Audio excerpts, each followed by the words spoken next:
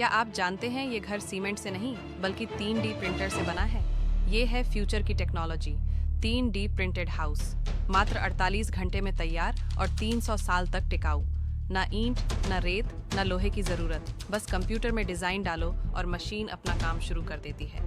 भारत में इसे चेन्नई में पहली बार बनाया गया है।